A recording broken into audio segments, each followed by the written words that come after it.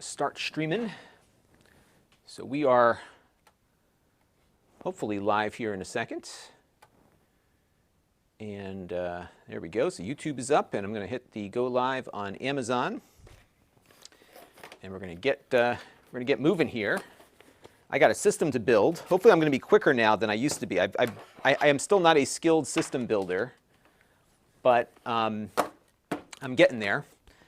And today what we're going to be doing is building a new production machine for my Vmix software that I'm using now, because I've been using Vmix now for 3 weeks, 2.5 weeks, and it's been working good. I've been very pleased with it. So I said, you know what, let's build the system, because I love the TriCaster. I've been using it for 6 years. That's how old my TriCaster is. It's going to be 6 years this December, so maybe 5.5 years. Same system, same hard drives. It's been working fine, but I've needed to upgrade because that system's getting older, and I needed something that I could have as a backup should it fail, because my entire operation relies on the TriCaster. And so what happened was that the TriCaster had a software update. There's a couple of things that happened that turned me off. So the first thing is that they have a new TriCaster, which is awesome. But it's like, I think it's like $8,000 or $9,000. So that's a lot of money. And I paid a lot of money for the other one that I had, but that was $6,000. No, David, we just started. So we're going to be here for a while. We got lots of stuff here.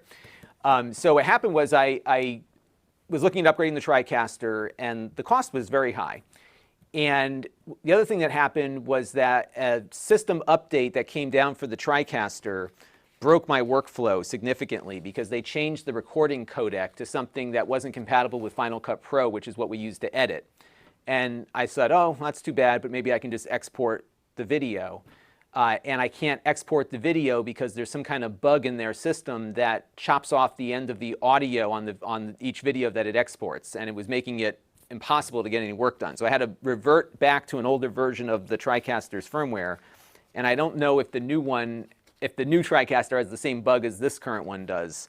And I think they're all running off the same software. So that prompted me to start looking for other alternatives to run with. And what we're going to be building today is something that can run Vmix. And Vmix is software. It's not free software, but the best way to describe it is kind of a more robust OBS.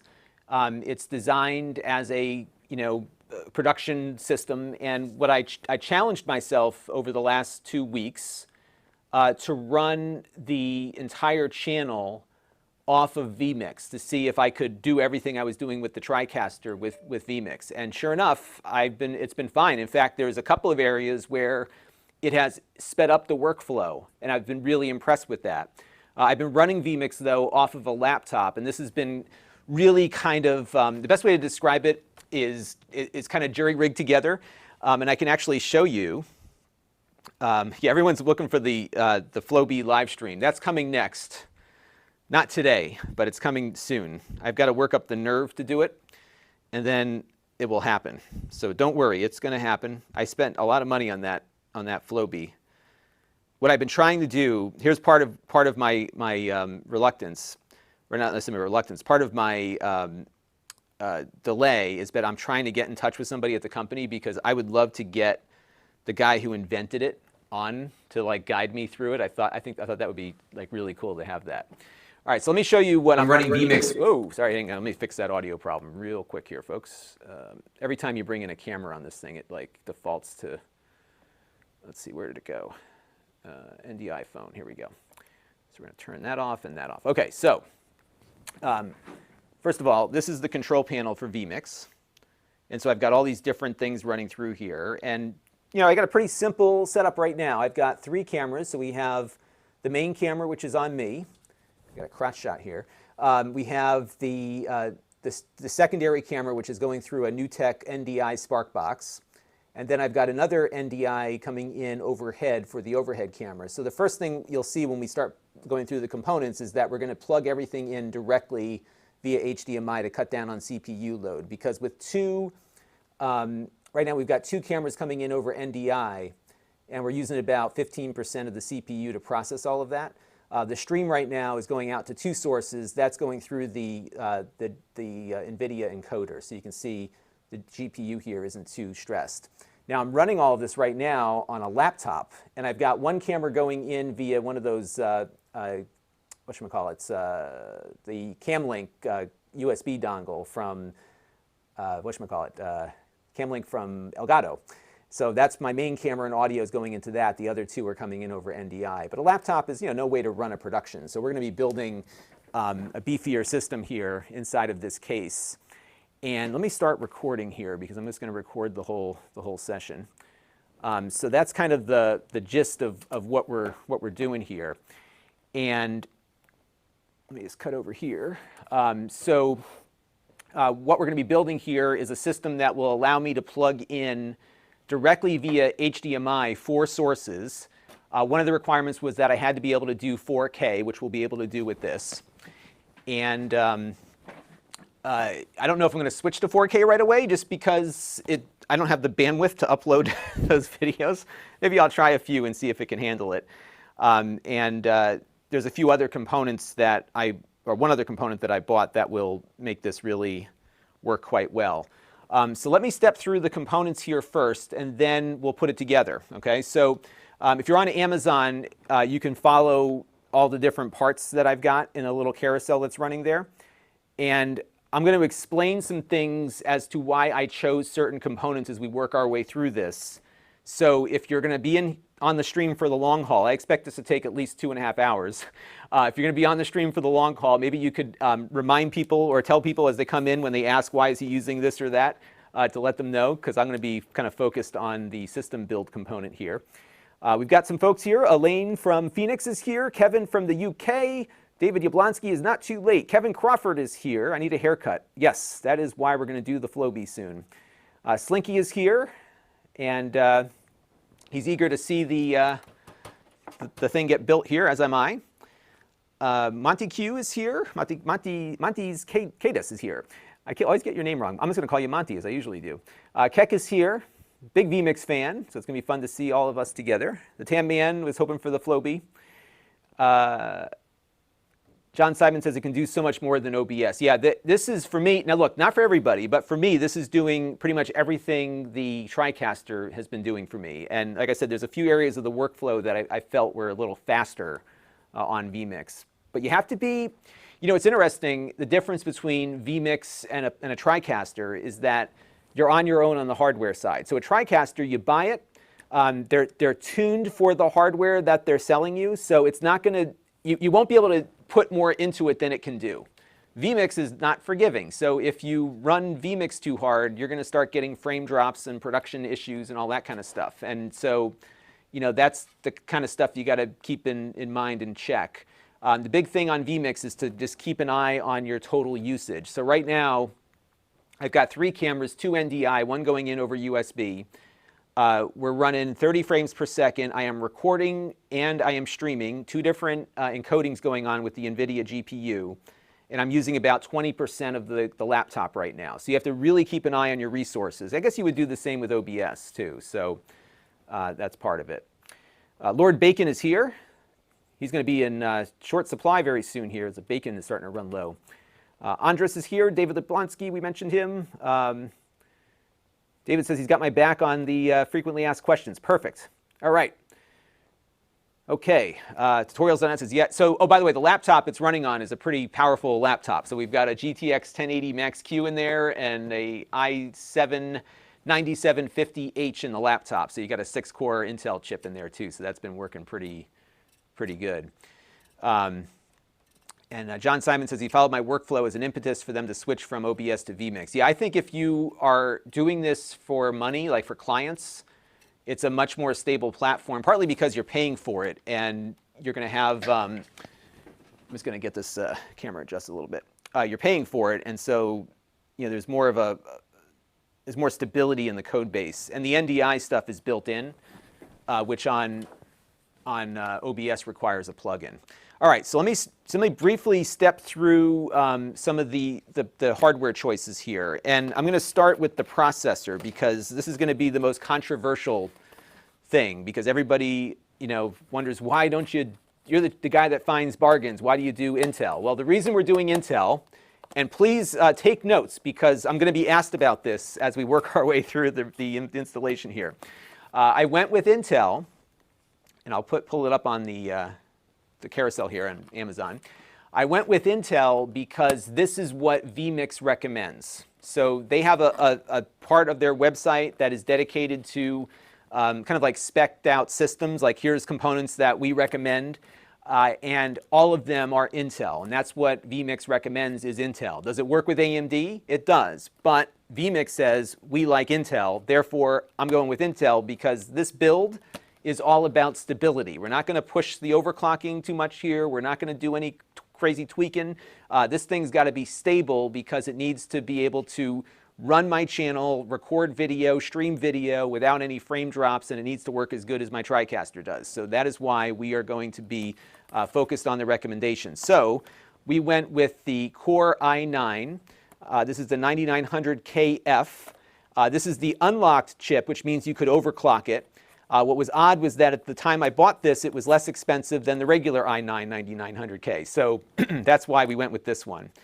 And that's it. So, you know, you could get AMD to work with Vmix. I'm sure it does for some people, but I'm going to go with what they recommended because if I have a problem and I contact support, I want to know that I've picked components that are close to what their system recommendations are because that's going to get things rectified quicker.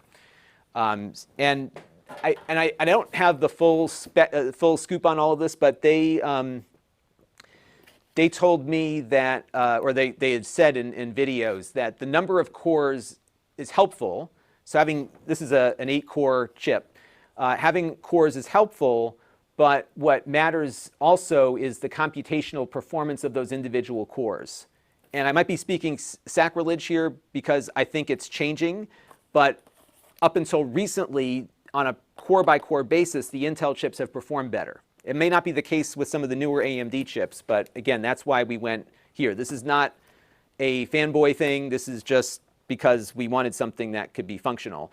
I also didn't go with the 10th generation chips because they're too expensive. If I can get this to work, I'm trying to keep the costs somewhat reasonable here. So if it's going to work with Vmix, I don't need more than what I need to get the 4K thing going. And everything I've looked at, this should be fine. So the next thing here is the motherboard that I picked. I went with the same motherboard actually that I picked on the gaming PC. And the reason is that I had a very good experience with this motherboard. It's been working fine. And there's enough expansion lanes or enough PCI Express lanes on here for the things that I need. So that was why we went with the board. We're going to put that in a second. And this PCI 4 versus PCI 3, look, I don't need it. I'm fine with what I've got. So it's only about what I need here. And this is going to be a very fixed system. I don't need more than what I need. And this is going to be fine. The next thing here is and by the way, these are all, some of the, like this is the prior generation chip. So these things were not as expensive as the newer stuff was. I was trying to keep the budget somewhat in line. The only real piece of specialty hardware here is this thing. This is the quad-link HDMI recorder. This is what I'm using to bring in the cameras. So that's why we're going with this thing and why I needed the extra PCI Express lanes on the motherboard. This device is from Blackmagic. It is 4 independent HDMI inputs. And my understanding is this is less of a load on the CPU than bringing everything in over NDI would be. So I went with this card for that. I think I could use these as outputs also, so I'm going to explore how that all works, but I think this will be fine for what we're doing. We'll find out. So there you go. All right. And then for drives, I picked out a couple of, and by the way, I was also constrained by what was available to purchase too. So not everything was in stock on some of the newer things too, so that was it. And I don't go to Newegg anymore after their sales tax thing. So I go to Amazon, and if I can't find it, that's it. So hard drives, I'm going to put 2 in. The motherboard has 2 NVMe slots. That was another requirement of mine. We're going to boot off of this 500 gig Evo drive, and we're going to record to this one. That's what we're doing. So we're going with that. I don't know when the haircut's going to be either, by the way. I'm still trying to get that worked out. It's happening, and I know you're all going to want to tune in. It'll probably be an evening stream because that will get the best effect there. So that is where we are. Now, also, by the way, as far as streaming is concerned, Vmix uses the NVIDIA encoders for streaming. So that is what the streaming happens with. The CPU is used for NDI and for processing some of the other stuff that's coming in. But that's the scoop there. So I think what I'm going to do is probably put the motherboard in first, and then we'll get the processor on, and then actually maybe I'll put the power supply in, and then we'll do the motherboard and get all that going. And we'll go from there.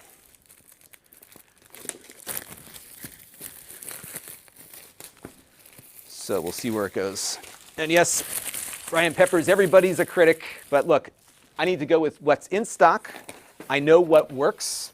I've used all this hardware before, and this is not a gaming PC. This is something that's got to be stable and work, and it was what's available that was in stock and what I could work with, and I know it's going to be fine. So that's where I went. By the way, the GPU I'm using is what I pulled from my old gaming PC, which is a GTX 1080. The case. Let me show you the case here.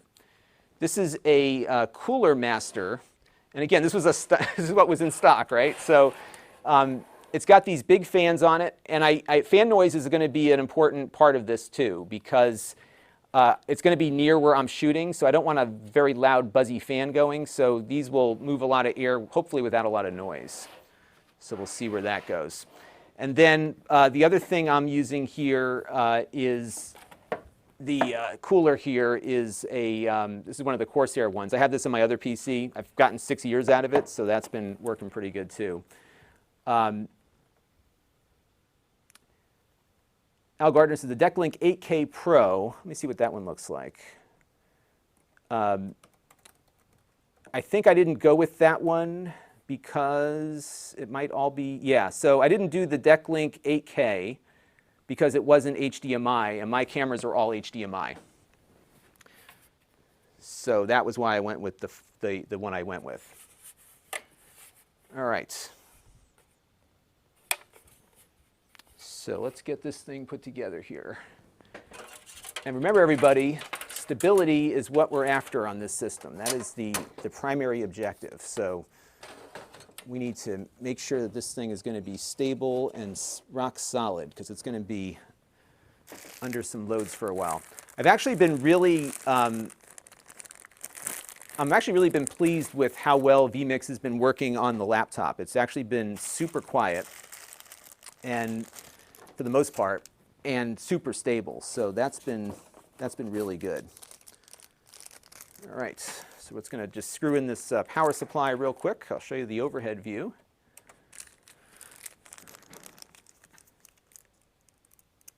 Zam said, will it be able to run Doom? It probably could. And that's the other thing. We're not putting anything extra on this system. So we're going to be installing the absolute bare bones. We're not putting on Steam or the Epic Game Store or anything else like that. We're not even putting the GeForce experience on, because all that stuff really, it doesn't work well with Vmix. In fact, you get a lot of issues with performance related to that. But yes, it can run Crysis, and it can even run Linux too if we wanted to. So let me just get this screwed in here. And then we'll move on to getting the motherboard in.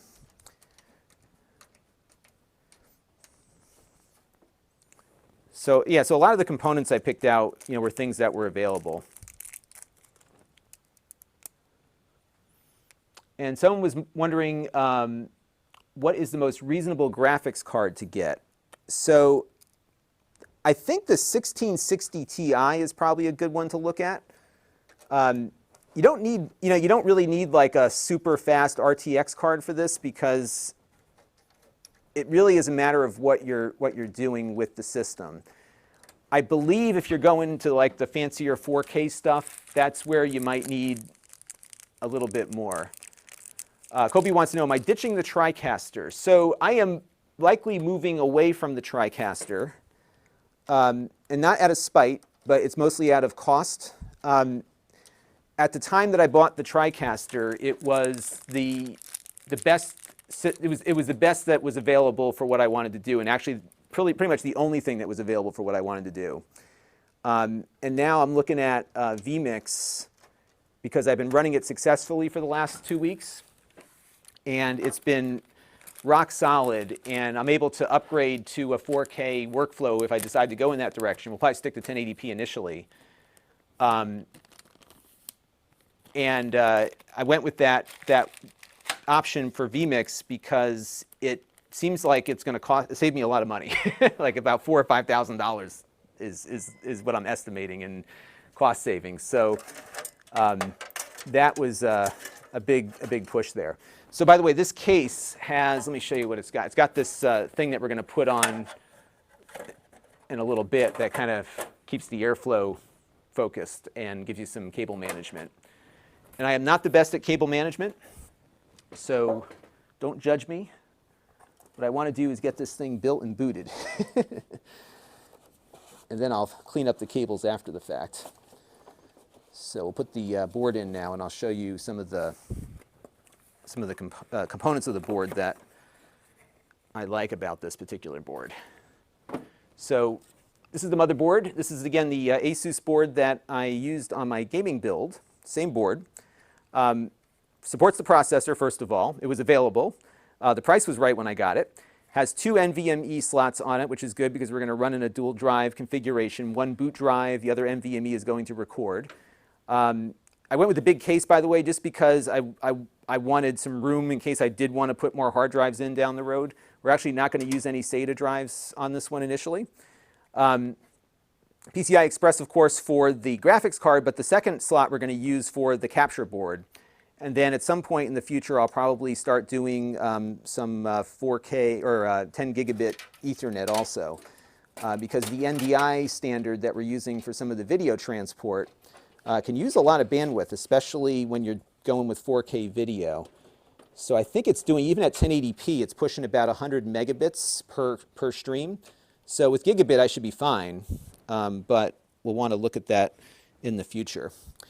So there we go. And I just like the Asus boards. This is not a, I paid for all this stuff, by the way. It's not a sponsored statement, but I've had very good luck with Asus boards over the years. And I know the way this business goes, like you have a bad experience once and then you're done forever.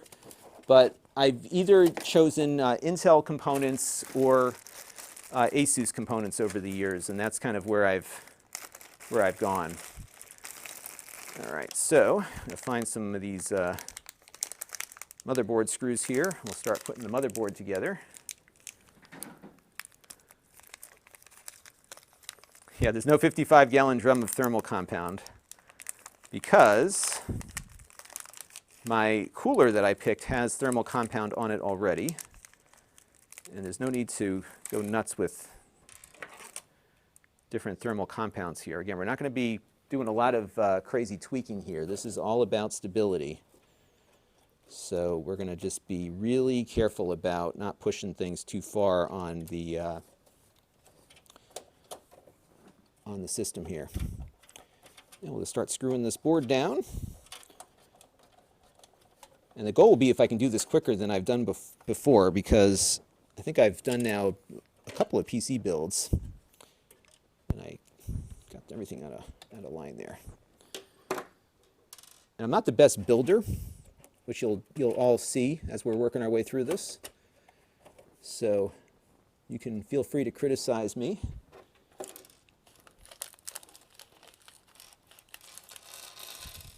I won't take it as personally as the Verge people did. They were awful.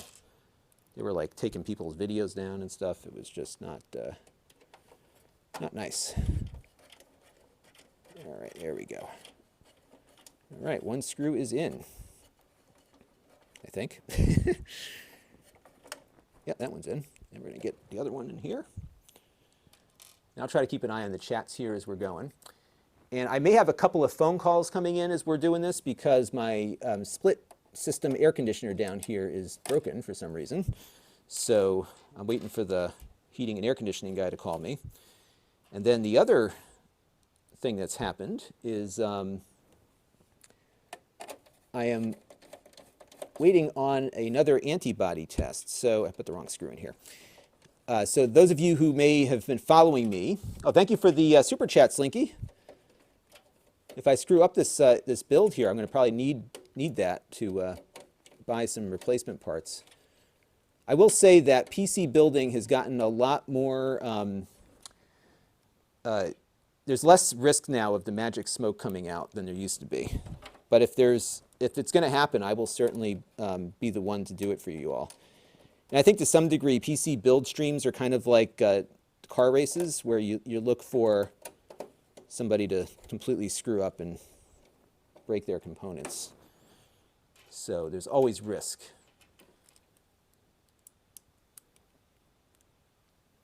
Ryan D says his cable management skills are pretty amazing. Well, if we weren't under lockdown, I would invite you over, and you could totally get my cable management going nicely. So what happens with me is I get really excited to get the thing booted up, and I'm like, all right, let's just get this thing going. And partly, too, is my other reason is that I don't want people to get bored watching me string cables all over the place. I mean, some people probably like that, but it's not my thing. So Brian Pepper says the big complaint he has is that modern motherboards only have 4 SATA connectors. Yeah, that's true, because my older motherboard had a lot of connectors, and this one, and many others that I've been using, don't. And I think it's because people are switching over to those newer drives now, too, so that's probably part of it. The NVMEs are so much faster. Get that one in there. And then we'll put those NVMEs in. I believe the NVMEs are here and here. I think there's like usually some plastic I got to peel up too. So we got some other folks here. Reese Armstrong is here. I'm wondering why The Verge isn't building this. I think they're out of that game. See, I will tell you, like, I know enough to be dangerous, but I've always been about, let's just get it to work. And it's risky because if you come off like you know what you're doing, you notice that the title here is not how to build a PC, but I am building one. So there's going to be many differing opinions on the choice of components that I have gone with here. And I think I just realized that I think I'm okay. I got to put in that CPU thing, which I'll do in a little bit here. Let's get that popped off. Now the thing I'm going to look for right now, you're going to see the top of my head, is I'm just checking for bent pins. And it looks like, uh-oh. No, maybe we're okay. So we did a build, we had somebody working for us on the channel, and we did a PC build for him during a stream. And we noticed that there were some bent pins on his CPU connector. I believe it was an Asus board. But I think we're okay. Yeah, just the angle. Okay. Yeah, we're okay. But I always like to check to see if there's any bent pins because he had a motherboard that came broken. And Mark, yes, I got your voicemail earlier. Sorry I didn't get back to you, but I will definitely check that. I think I do want to do the Floby because I think so many people are eager to see me do it. And I've been trying to get somebody from the company to do that. Yeah, it was Corey's computer. So we'd spent like 3 hours trying to get everything going, and it just wouldn't boot. And it turned out there was a bent pin on the CPU connector. So that was what happened there. Okay, so now I'm going to get the processor put in, and then we'll put the hard drives in. That motherboard is nice and secure in there. I like that they have the back planes now built into the boards too. That helps. David says, yes, build a PC and make it work. That is exactly it. And to some degree, the PC building world is kind of like the car world where you can debate for hours and tweak for hours. And I just like to have a PC that works. And that's That's what I go with here. Now, which way does this thing go in here? Let's see. This is the processor we're putting in. And I got to just find the spot where the arrow lines up with the thing there. I think it goes in maybe like this. Let's see. Nope, must be the other way. Let's try it that way. There we go. Okay. See what I mean? I know enough to be dangerous here, but that is about it. Okay, so we got that in there, and that processor is locked down. Okay. Ooh, I get so nervous doing that. It's a $500, $400 and something dollar component right there, so you always want to be careful with that one. Okay. Next up, we're going to put in the NVMEs, and I believe it is under this heatsink here.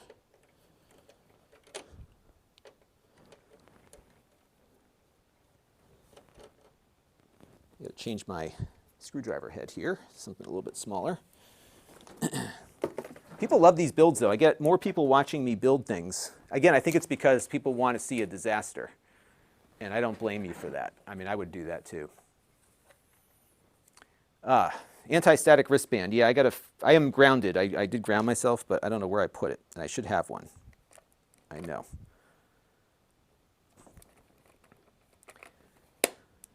Let's get the...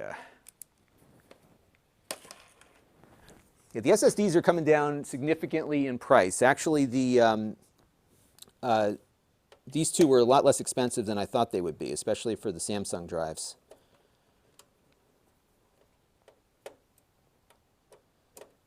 I think this is where the NVMe goes. We'll find out, won't we?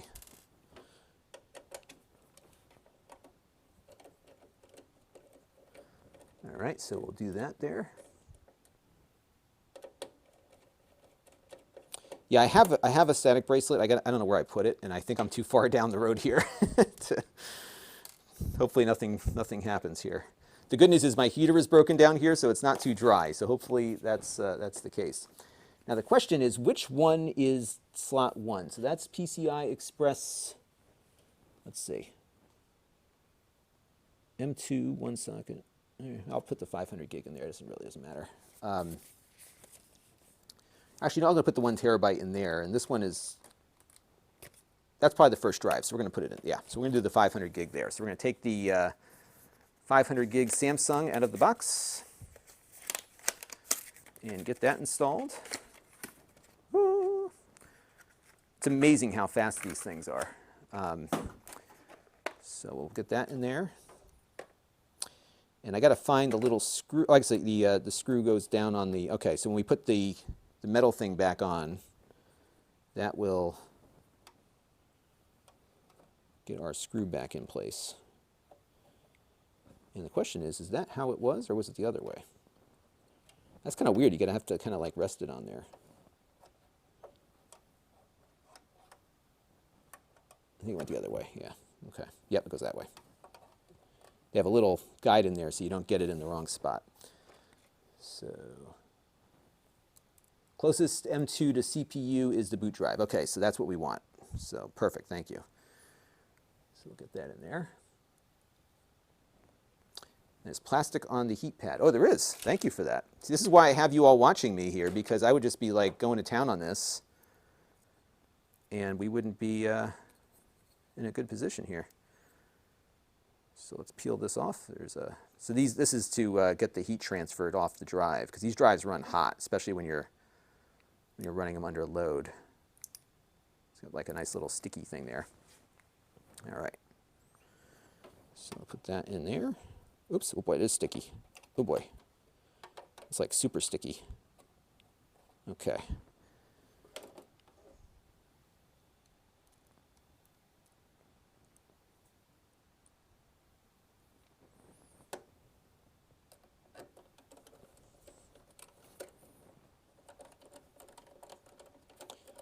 All right, get that in place there. Get the other screw in. Yeah, the one thing that makes this process not as fun right now is that I can't play any music because of the copyright stuff. So that makes it always a little difficult. All right, so we'll get that locked in there. I'm going to update the Amazon carousel here for what we're working on. Oops, I'm on the wrong thing here. So we'll go with the NVMEs there. All right, so we got one NVMe installed, and now we're going to do the other one. And this is going to be our video recording drive. Now, what I've been using in my Vmix testing this month is Vmix has, I don't want to call it a raw or an uncompressed recorder, but they have a recording codec that gives you super high quality. So you have very little reduction. It basically captures straight off the video signal. And that's what I've been using. And then I convert it to ProRes when I'm done. And that has been working fine so far. All right, so now here's a conundrum. So if I put that drive in there, do I have to move this thing? Yeah, I got to move this over one, it looks like. Or is that just, or I have to put another one in? 'Cause that's longer than my drive is.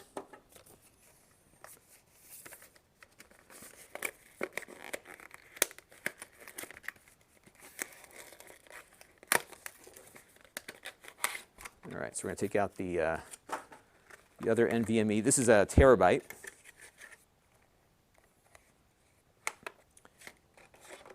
Because I think if I put this in like this, there's no post for it to rest on. So do I have to move that post over? Or is there might be another screw in the motherboard screw kit. So let's find out if there is another one of those little posts in there. Or do I have to move that? That's the question. Let me check in here on the manual.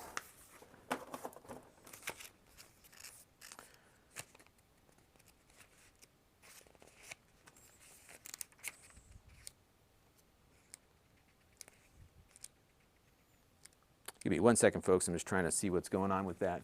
Tech Flood is here. Yeah, Siggy says the motherboard box should have another standout for the M2. So let's take a look inside the box here. There's probably some more stuff under the, oh yeah, there's more stuff under here. So what do we got here? We have an SLI connector. This thing is going to be important. This is the little post thing for all the different case components. And then we've got our, yep, there they are. Perfect. So we'll stick that in there. And we'll get that going. So here it is. I've got lots of motherboard boxes in the back of my room. So Tech Flood watched my video.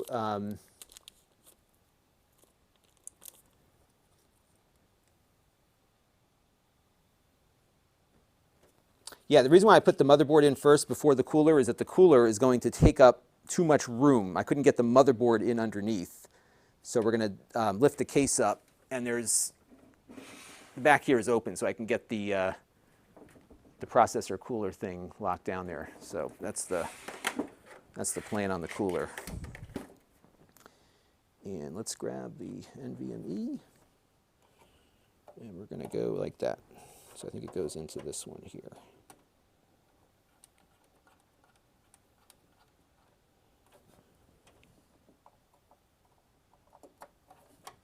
Perfect, okay. And I should probably screw that down, although it doesn't look like, unless there's a screw in that little baggie. Let's take a look. Where do we put it? Here it is. So there's a little screw in there, okay. So Tech Flood says, you watched my video yesterday about upload speeds. Yeah, that was a fun interview with the guy from, with that guy from Go NetSpeed.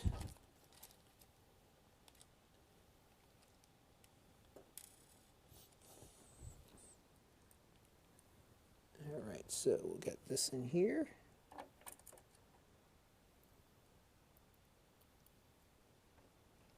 Now it's interesting, because Brian Peppers sarcastically brings up the Mac thing here, is that Vmix doesn't run on the Mac. And this is an area where I think, Windows kind of has the edge right now on real-time video processing, because even OBS doesn't work as well on the Mac as it does on Windows. And so it's been something that I've been really focusing on lately, is the fact that the performance is just so much better on this. I mean, I'm really surprised by just how stable this has been on the laptop.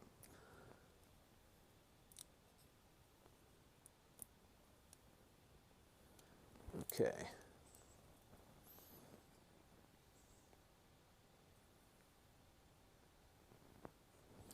So we're going to get this thing in here.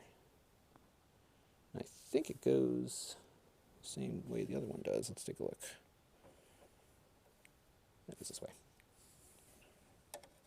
Okay, let's lower that in. Okay, there we go. Yeah, I'm just getting the NVMEs installed right now, and then we'll get the cooler on next.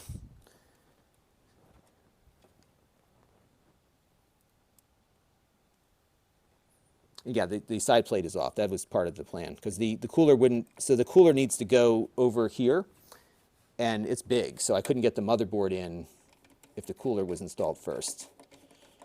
So we're going to get the motherboard in, we're going to put the cooler together next, and then we'll attach the CPU to that. And then we'll be good to go on that front.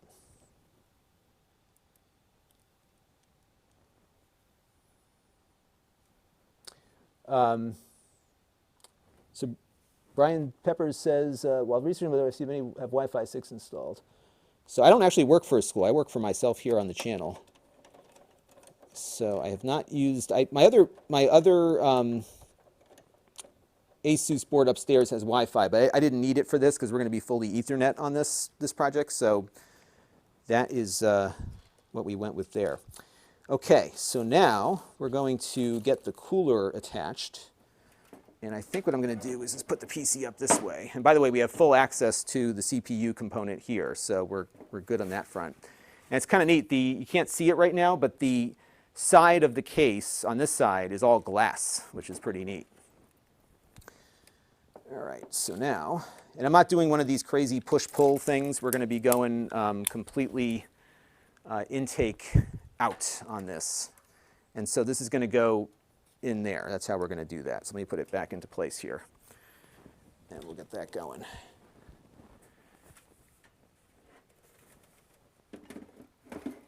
Okay.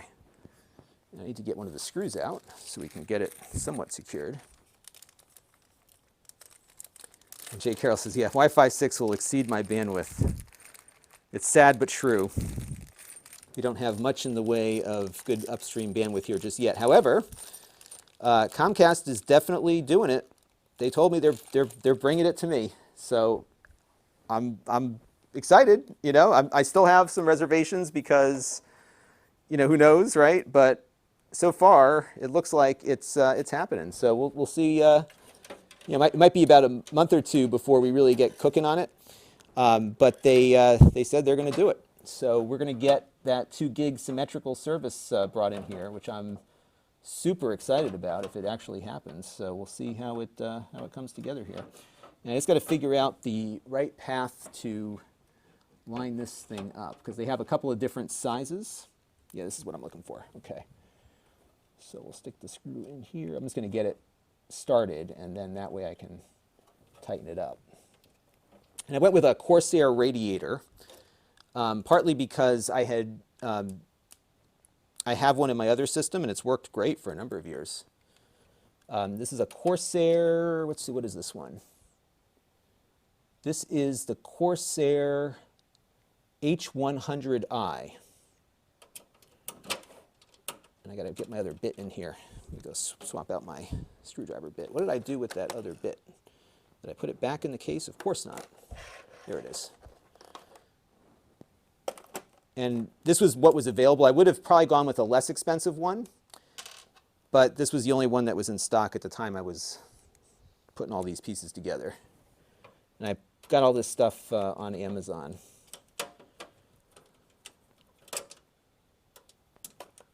Actually, it came pretty quick. It's been hit or miss sometimes on delivery times, but I've found that if they tell you it's going to be like to the middle of next month, you'll get it a little bit sooner than that. So Gary Lawrence wants to know, why are you abandoning the TriCaster? Well, for a couple of, it's mostly due to cost. I don't need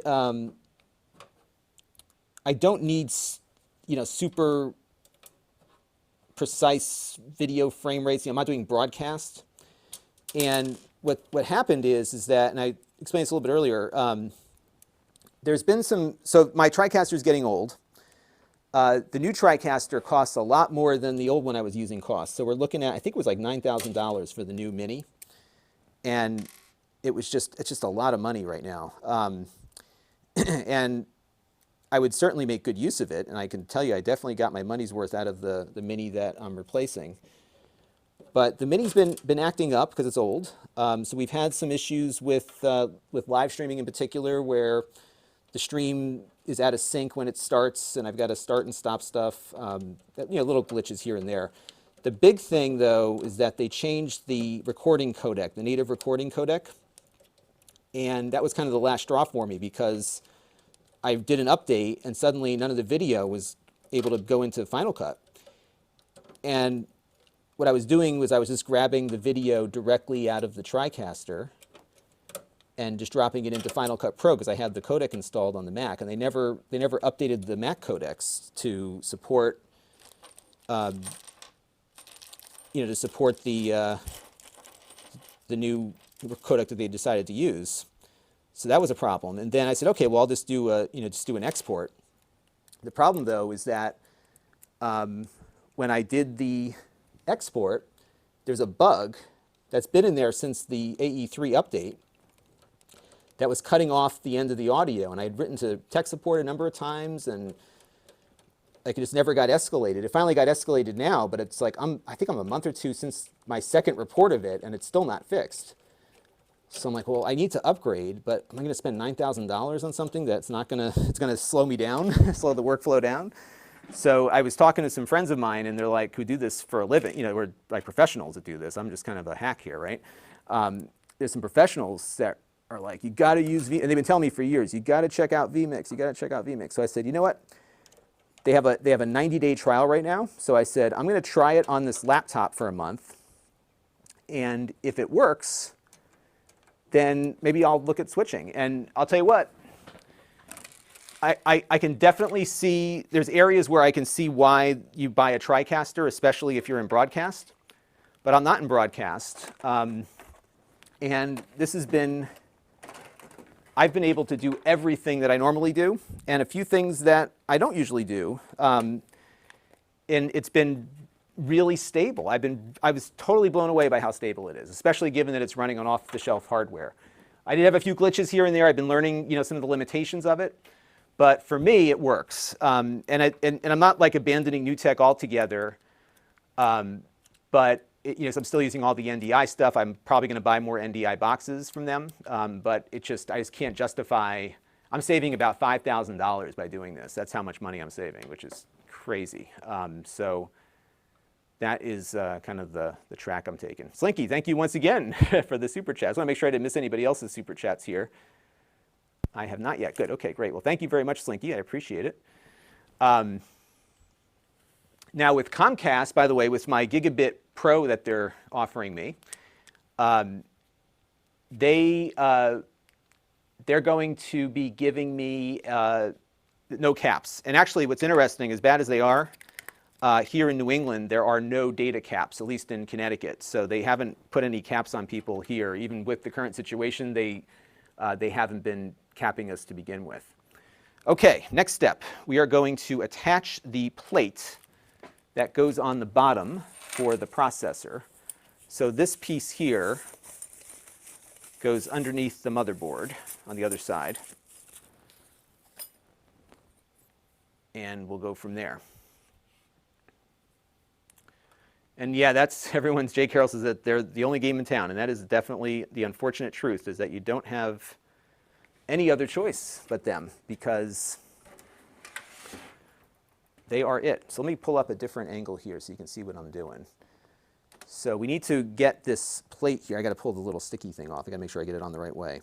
So this plate here goes underneath the board, and it connects to the process. It basically clamps down the cooler. And I just have to get it aligned in the right way here, so I can get it to line up. It only goes one way, And I don't think there's like a guide that says this is up. So not that way. Not that way. Not that way either. Let's see. What am I doing wrong here? Let's make sure I got the Intel plate here. So there's an Intel and there's an AMD plate. And this might end real quick if I got the wrong thing. So let's check the, this is the 1151 cooler. Okay, so it should fit on there. So what's the deal? Okay, installing the standoff screws. Does this go on the other side? Hang on a second. Installing the Intel standoff screws, yada, yada, yada. Oh, the back plate. Yeah, it's the back plate. Okay, so, not require, yeah, I have the 1151.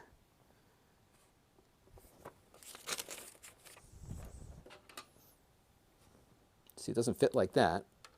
It doesn't fit like that either. So which way does it go? I think I had this problem the last time I did this.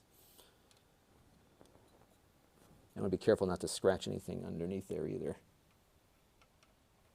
See, it doesn't fit. Unless there's another plate in the box that I'm missing. Let's take a look and see if I missed anything in the box. Hang on one second, everybody.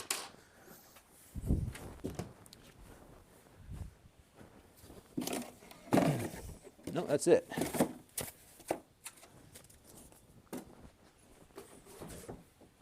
So what am I doing wrong here? Let's take the folks in the chat can maybe enlighten me. I'm probably doing something really stupid and missing something here. But this doesn't fit. See, it's like a little bit off. And this is an 1151 if I'm not mistaken.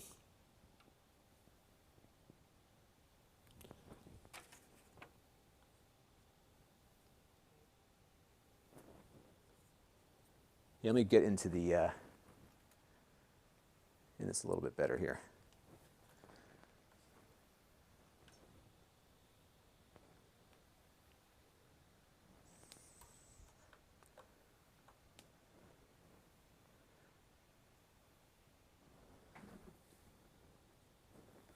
All right, so computer building geniuses out there, let me know. This is, I think the hole moves on the bracket. Oh, okay, that's probably, let's see, does it move? Oh, it does move. Look at that. Okay, you're right. The holes move on the bracket. That solves that problem. So we'll push, oh, I see. See, it was etched into the thing here, so it's at 1150, right. Okay, perfect. That's it, the holes move.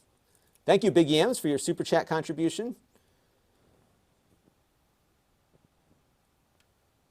Yeah, that fits better. Okay, let's get this aligned here.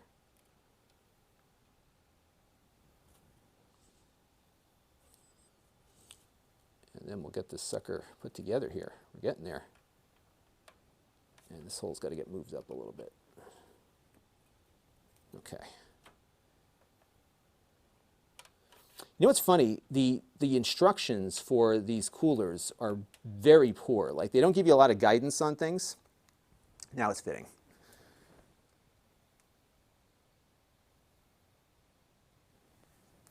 So Jeff wants to know how I'm able to keep an eye on chat while I'm building. So I have my little MacBook 12-inch is right in front of me, and that's been working really handily because it's very small. All right, so we got that installed.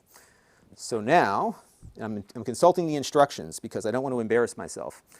So now I'm going to just put this back down like so and hope that, you know what I'm going to do before I do that? I'm going to actually get those screws in. So what you have to do, there are these little two-sided, double-sided screws, and they've got two sets in here, and you got to get the right ones that are, so these are the, you can see that. That's the one you got to use. So what you do is you just get them through there just to get the, I'll show you what this looks like in a second once I get two of them in. That way it doesn't pop out on me.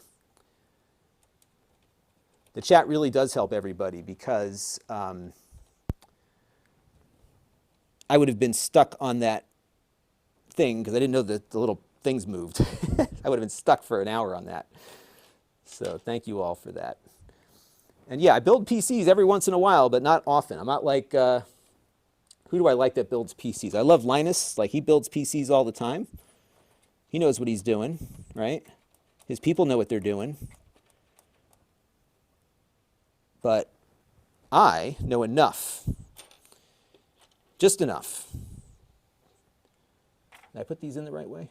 Let's see. Yeah.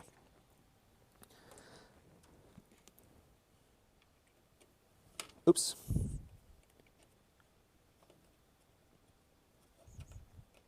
I know just enough, and a lot of times I don't know not to do something, and that's part of my problem.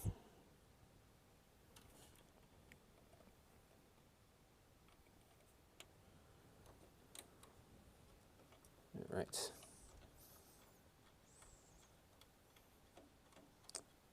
So Linus does do funny. Yeah, I don't do the funny faces. Partly because my face is funny enough as it is. And you know, I think I just put one of the wrong things in. Hang on a second. That one looks different than the other ones do. All right, so let me give you my overhead view again here now that I've got a better shot there. I think Linus has been known to destroy things, though, like not on purpose. So even the professionals sometimes can do wrong. Well, did I put that one up? Oh, that's weird. It's a different type of screw. Okay. Oh, wait a second. Hang on a minute here. What did I do wrong? Give me 1 second, folks. I got to check the tiny little instructions here. So, oh, yeah, that's the one. I need the one that's got a little bit longer on the other side. Okay. All right. What time is it? Oh my gosh, it's almost 4 o'clock already. So how long have I been at this for 2 hours already? Oh, just an hour. Okay, I started later than I thought I did.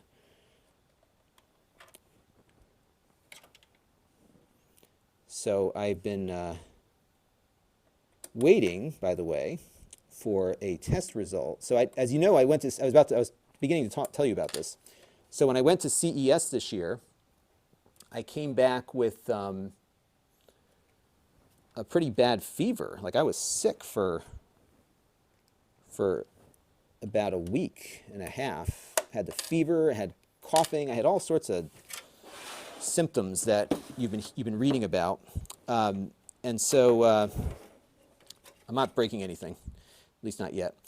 So I didn't think anything of it at the time until the news started breaking, and I said, wait a minute, I was around a lot of people from China, and at CES there was tens of thousands of people from China there. And also, the other thing that happened was that people around me all got sick too. And so it got me thinking, was I potentially exposed to this, and did I expose other people? And so I went and got an antibody test a few weeks ago. Now the test that I took, I later learned, is not a bad test, but how many weeks out I potentially am from the infection if I had it. It's not as sensitive that many weeks out. So it turns out it's I think 66% sensitive to the antibody that many weeks out, which isn't, it's better than 50%. But it's Spike Blaze, have I shed any blood yet? Not yet. However, I did do an antibody test yesterday, so I had a whole vial taken out of me, and I'm hoping. Actually, let me check and see if I got the results yet. I'm waiting for the results here, so let me just refresh my phone. So the first test I took was negative, but it wasn't as accurate as I was hoping it would be. So it left too much uncertainty. So this test I just took is a ELISA test, not yet, is an ELISA test, which is presumably more accurate. And they draw your blood, they run it through a chemical process, so it's not like one of those rapid response deals. Okay, so now we are going to attach the cooler. Let me just make sure I got this right here. I read the instructions when it comes to processors. Jay Carroll says, congrats, I'm pregnant. Yeah, so the test I took was very much like a pregnancy test. This one is significantly different. So this one is kind of like the Maury Povich, you're not the father deal. It actually was funny because they have a phlebotomist come to your house to take the blood. And I said, oh, you doing a lot of these? She goes, no, I'm mostly doing paternity tests. So you're not the father, right? And let's see if I can peel this off. I think there's some plastic on this thing. They have like one of those plastic sheets on the front of it. At least it looks like it's got that. Yeah, it's on there. Peel that off. You know, people like this. Ooh. All right, so now we don't need to put thermal paste on this because it has thermal paste already.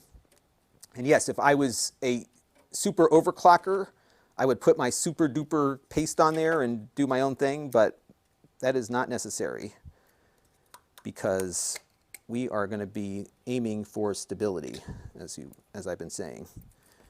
And I assume we just put this down like so, and then we just have to get out those little things to screw it down with. So let's get this in place here.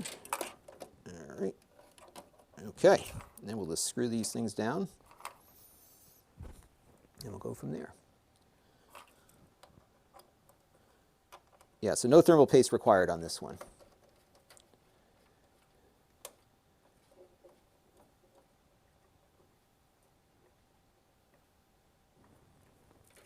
All right.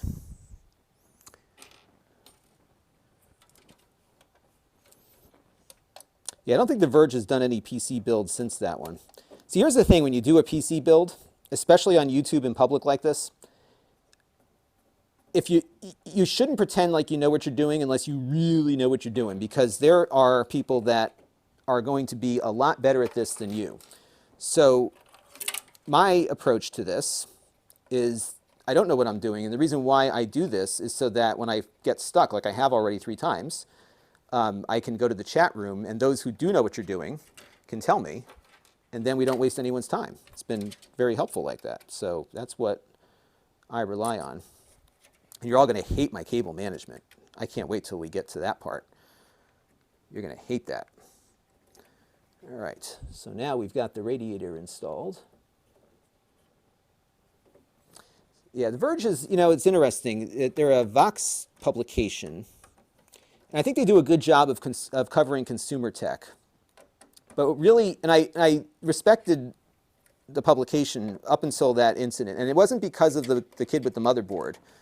It was the fact that when people were critiquing it, they did copyright takedowns on the critiques. And you could, and they said, well, you know, they were just taking our entire thing. I think they actually took the video down. It didn't meet their standards. But I got the sense that they were embarrassed by it. And that was the reason why they did what they did. And, you know, that left a bad taste in my mouth because I was like, you know, seriously? Like, that's what you're going to do? Now, this requires SATA power. I got to have to look this up because I've got like all these different motherboard things I got to connect here. So we're going to come back to that in a minute because I want to get the power supply. Maybe we'll do the RAM now because we're up to that point, I think. So why not, right? So we're going to do the RAM.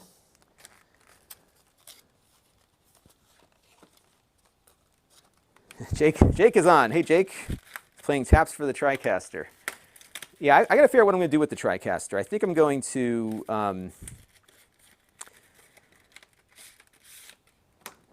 hey, Jake, if you're... feel free to moderate if you see any... Thank you, Travis. So I think we're going to probably swap the... we're going to start using this in lieu of the TriCaster. I've been going now for the last 2.5, 3 weeks with just the Vmix running on a laptop. And it's been great. I've been very happy with it. And I don't want to say that the TriCaster is a bad product because it isn't. It's an actually very good product, but I think it's more than I need now. At the time, when I bought the first one, there was nothing, you couldn't do this on your own with software. There wasn't a software package that could do this. And now you can, and it's fine. Now, if I was doing broadcasts, would I be using Vmix? Probably not. I'd be using a TriCaster. But you know, it's working pretty well. So and actually, what you're watching right now, this is not coming through the TriCaster. This is coming through Vmix on my laptop, and it's been working superbly well. They have another cool thing called Vmix Call, and Vmix Call is essentially like Skype. You can just bring people right into your production. so that's been really good. Brian Parker is here. And thank you, Brian, for the kind words. I appreciate that. You don't often get kind words on a PC build, especially when I'm building them. And Ravesh says he would prefer a physical solution. Yeah, so this is the risk you take with it. And here's the thing, is that, you know, with a TriCaster, you know what its capabilities are. They, you know, it's an appliance, so they design it to work to a certain level of specification, and that's it. So if you go beyond the specs on Vmix, your production may not work. So, you know, the advice that I've been getting from the people that I have been talking to is test, test, test. Do not do anything mission critical until you, you know, completely understand whether or not what you're doing, is in, shoot, that didn't sound good. Everything that you're doing is within the bounds of the system, you know? I put this in backwards. Can you believe that, everybody? What did I just do? I wasn't paying attention. Everything that you're doing is within the bounds of the system. I just got to check and make sure I didn't damage any pins here. This could be a showstopper. I was not paying attention. I was blabbering away. And what happened? Let's take a look and make sure I didn't damage anything. Yeah, we're okay. Yeah, we're okay. Okay. So you got to be really careful, because you can, it won't stop you from doing something that would mess up your production. So the version of Vmix that I'm going to be going with can support 1,000 inputs, but that's far more than the system's capable of. And what I've been learning over the course of using Vmix for the last week is where its limitations are. So when we were doing the unboxing live stream,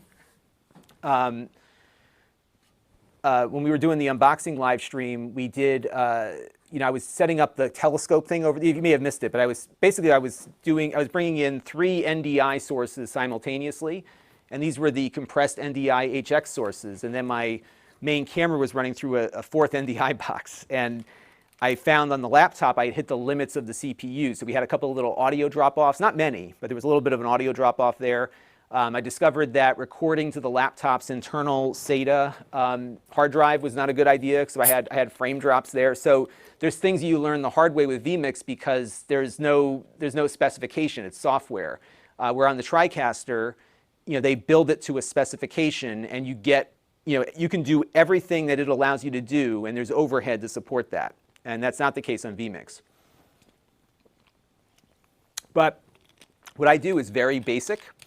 My process and workflow is actually pretty simple for the most part, and I can move it in a direction for, you know, greater stuff if I need to, and I think I can probably get away with that. All right, so where are we at? Well, we have the radiator installed. It's screwed in. I tightened it. The RAM is installed, the hard drives are installed, the power supply is installed, but we haven't run all the cables yet. And this is the moment, this is the portion of the show where I'm going to hear a lot of complaints about my cable management. I'm going to do my best, but we're going to fix that later. Jake, if you're watching, you're going to fix the cable management when you come in next. Poor Jake can't come in right now because I don't know if he is stricken with who knows what. So I don't see anybody. Yes, so my hair is long, but we're going to be doing I bought a Flowbee. So you're all going to see, that's my next live stream. So part of the impetus for getting this built is that we're going to have the live stream with the Flowbee. So I think I'm going to go after the low-hanging fruit here and just attach some of these cables. Now what's cool is that this whole section here is going to get cordoned off with this thing. So maybe I should put that, well, I can't put that in yet because we have to, you know, I'm going to have to route the cables through this thing, it looks like. Or I guess they could come out the back. See, the problem with this, like seriously, you're going to fit all your power cables through that little hole? See that? So this goes like here, and it looks nicer. But I've got to route everything through this little hole here to get it to where it needs to go because it's going to be right up against the SATA block there. And I got time to get dog hair on here. So I might just have to start going through the hole here. And we'll just have to do that. because it will look nicer to have the cables routed properly. And there's some cooling advantages to that also. So yes, I kid, but cable management is actually important as you're building a system. I just don't know if I'm going to be able to fit all these cables through here, because we've got, you know, all these fan power cables going through here. Look at all this stuff.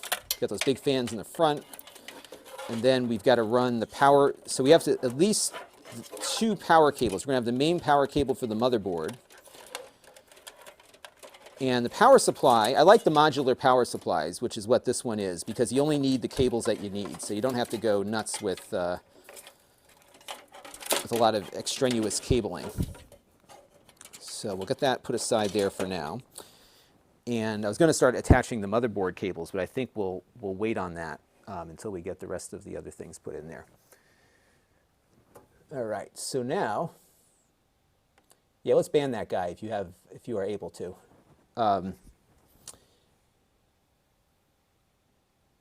Thank you, Travis. Travis is moderating today. Jake can also moderate, so appreciate that. Okay, so now, what is next here? So we're going to get the motherboard cable out. The motherboard cable, I guess I could go out and under and pop back up through this thing here, so we'll probably do that. So we're going to go into the, what I love about the Corsair power supplies, they give you a nice little Velcro pouch. And so we'll start with the main motherboard cable, and we'll work our way up from there. Now, when I was a kid, I once connected a power cable on the old style motherboards, the pre-ATX boards. I connected it the wrong way, and when I turned on the computer, this flame went down the cable. It was like an old ribbon cable thing, so it was crazy. Okay, so this goes in, yeah. All right, I wonder why they break it out like that. Type 4. I think it goes in this one. Oops.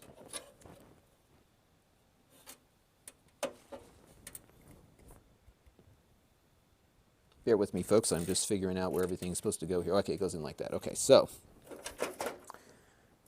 that panel is going to be a real pain in the butt. So I'm going to attach this to here. So let me run this through first. I think I might stand it up. So let's switch our camera view here. And hopefully everything will stay put. This will be the real test as to whether or not the screws are in place, right? All right, there we go. But I'm pretty happy with the case. I like the way this looks. I think it's not right side up at the moment. That's fine. Okay, so we're going to go under here. Oh, it's okay. That's just plastic, so we should be okay. So I'm going to run these under here. So this part goes in there. There we go. Okay, so we're going to run this that way. And then we're going to attach the power to the right place.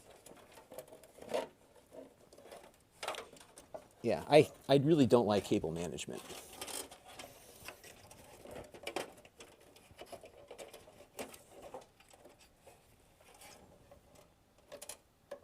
And we're not plugging this thing in for a while, so we are safe to just plug stuff in. And there we go.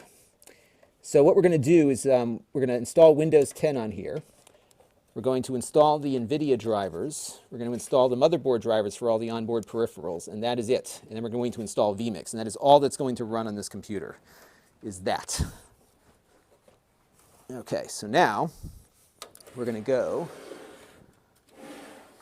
run this under here, and we're going to pop this back up right where it goes to the motherboard. So I'm going to stick it right in there, and then we will plug it in to the power connector that it's supposed to go into. So you can all see that I'm making a real honest attempt to manage cables properly here. And by the way, it looks like there are 2, 4, 6 SATA ports on this motherboard, in case you're wondering. But we're not going to use those right away. We'll goes in like this. There we go. All right, so the motherboard power is connected. Okay. And then we've got to just push that down on the other side. So there we go. We've routed some power, and we've done that nicely. The next one is the GPU power. So let me see what my card requires. And we got a new member also. Our member, let's see. Oh, Slinky became a member. Thank you.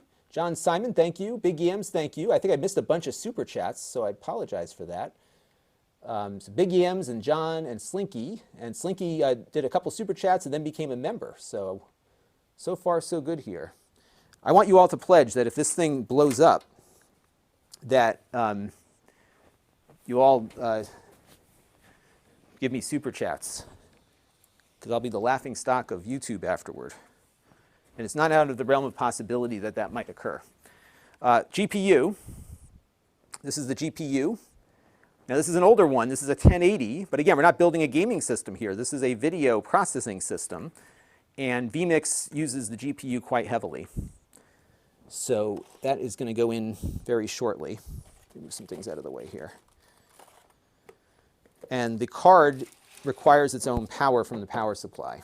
And we just have to figure out the strategy we want to use to get that power over to the GPU. So we could probably go under there as well, because the GPU is going to go into that first slot. So let's do that real quick. And then we'll have a good placement for where the GPU is going to be. And I'll give you the overhead shot here in a second. I don't think that power, yeah, there it is, okay. Now it's in, okay. So let me give you the overhead shot again here.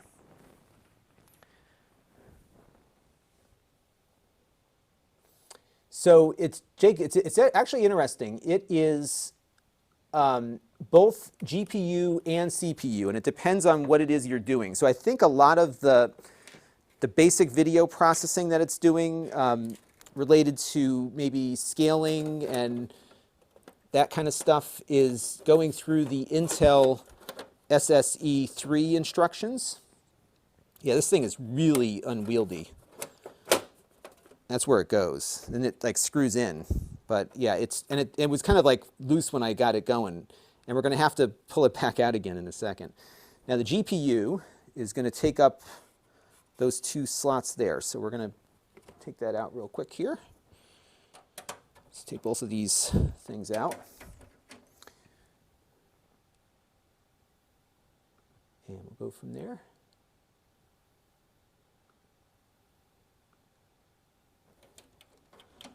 Give me 1 second here, folks. I've been anxiously waiting for this email to come in on my test results there. We got some more stuff going on here. Brian Parker with a, whoa, thank you very much, Brian. You're too generous here, Brian. You need to start doing some stuff on YouTube so I can return the favor. I really appreciate it. So I might need $50 to replace all the components that are going to burn up when this thing boots up for the first time. All right, so we're going to put the GPU in. And see, this is what gets me, is like this cable management stuff. So now we've got a cable in the way here. It looks like I took out the wrong thing. Hang on, everybody. I thought it was the last two, but it's this one and the other one. Oops. All right, so now we'll put the GPU in, and then we'll get some power over to it. Am I that? Yeah, I am that bad. Okay, there we go. And we'll get her positioned in there and lower her on down. All right. Get this card back in service. So this card has been out of service for a while because we had upgraded the GPU on the gaming laptop to something a little bit beefier. Okay. Yeah, it's interesting how the spam bots work, because like they don't hit right away, and then after you've been going for a while, that's when they start whacking you. This is, by the way, a Founders Edition card. I bought this a while ago, and it did well. It did well on my VR stuff. But I got to tell you, that 2080 Ti that I got, my goodness, that thing is just crazy. I was playing that new Half-Life game on VR with it. Just like blows me away. Okay, so let's get the power going to the GPU, and then we'll do the DeckLink card next, and then we got to start wiring everything else up. And I've got to move that stupid thing out of the way again. So let me find what we need on the GPU. So we need one of those. So let us get this power cable out here.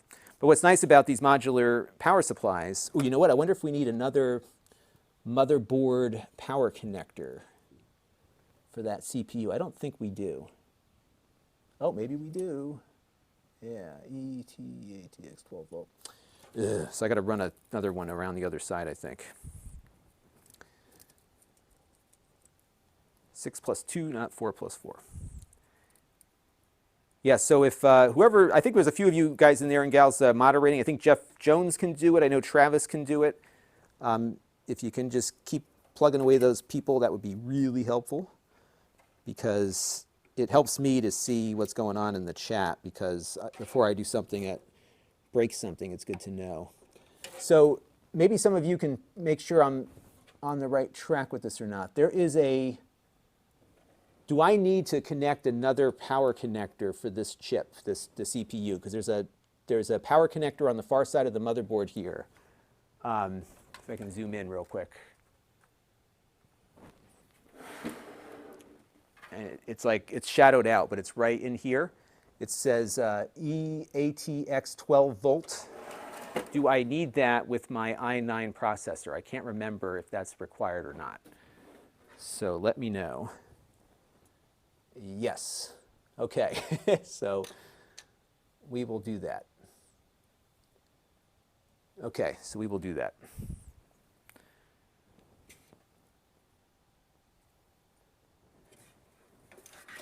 And it makes you wonder too, like what's the benefit for these spammers? Like, is there something that are they able to make money doing this? Like, what is the motivation to go in and like just become a real nuisance like that? I don't know. All right, that goes in like that, and it goes in the other side like that. All right, so we're going to run a power cable under the board and come out the other side over there. And this one, I think what I'll do here is go, see how hard I'm trying here to be a good cable management steward for all of you? So we're going to go this way with that one. And it's hard because these cables are just, you know, like they're not very flexible. So you got these big ugly things, and I guess you could tie them down on the other end maybe.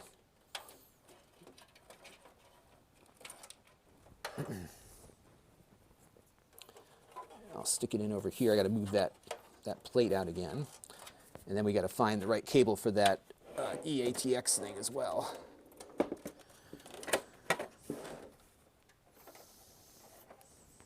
And I guess they have to extend the ATX standard, right? So that's why they do that, but it's still a bit of a hassle to have to go and run through all that.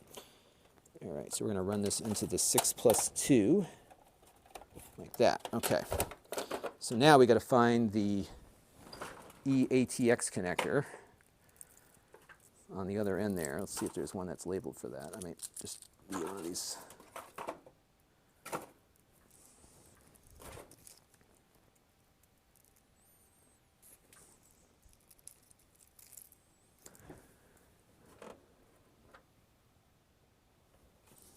So I'm just looking for the right connector here to get into the other side. Here we go, CPU. All right, so I've got that, and then I need another. So I've got this one, and then I need another. Moving back on the thing here. So I got this one for the CPU connector. And there's also an EATX, which is a 4-pronger. So I guess I need 2 of those. Is this cable going to be long enough? It's got to go the whole length. I'm assuming it will be. Let's find out. So we'll plug it in over there.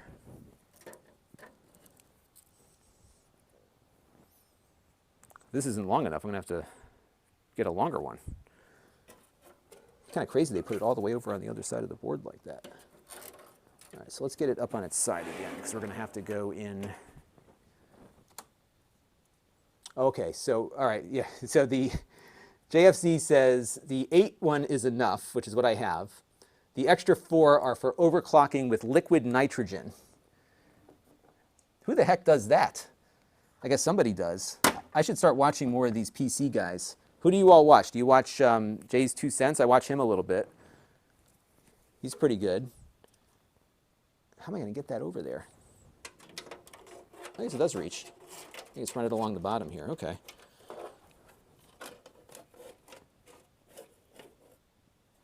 Okay, so PCI Express and 4+4 CPU. Let's get that connected there.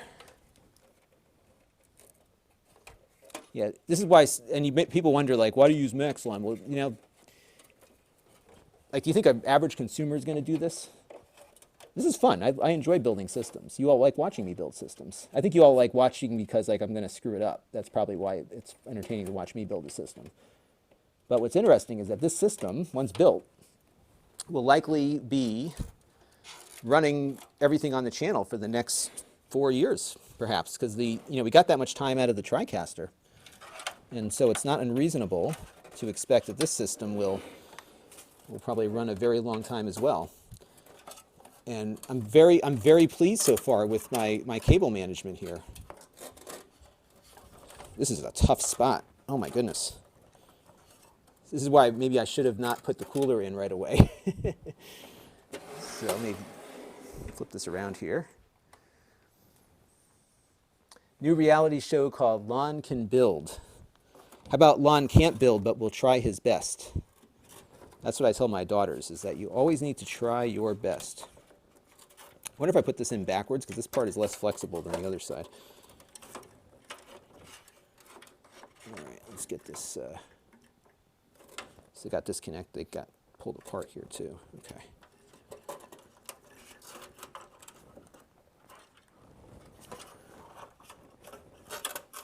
Yeah, I am determined not to pull that whole radiator out again. So if we can avoid it, just got to get the cable in there. There's always, you know, what's funny is there is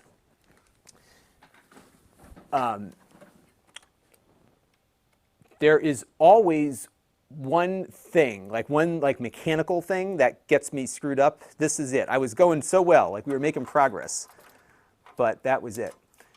Am I bleeding? Oh, that's the other thing. I haven't bled yet, so we're okay. Because somebody was asking about whether or not I've actually shed blood yet. I usually do. I'm getting close, but I haven't shed blood yet. And what it is this cable is so rigid that it's hard to get it positioned in there. So this would have been a great collab to do with like one of these system builder guys, because I bet you those guys can come in and build one of these things in like 20 minutes. And we're on almost hour 2 here, but I'm getting there. And if this stupid connector didn't keep popping apart, it would be even easier right now. Okay, we are almost there, everybody. So I forgot about that piece. That's the thing, is I don't build often, and I'm still remembering the days of just doing ATX builds with no extra power for the CPU. So there you go. But my CPU needs to be fed, because it's going to be working hard for us here on the channel. My goodness. Let me have to get my Leatherman out here. Where did I put it? So my Leatherman is likely going to be the needed for this part, because it's just like I just can't keep the connector together to get it inserted, because this comes apart, this connector, like that.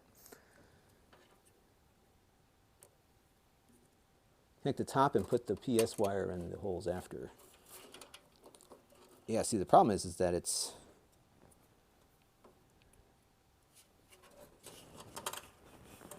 So I can't fit my fingers in there. That's really the issue. I should get one of my kids down here.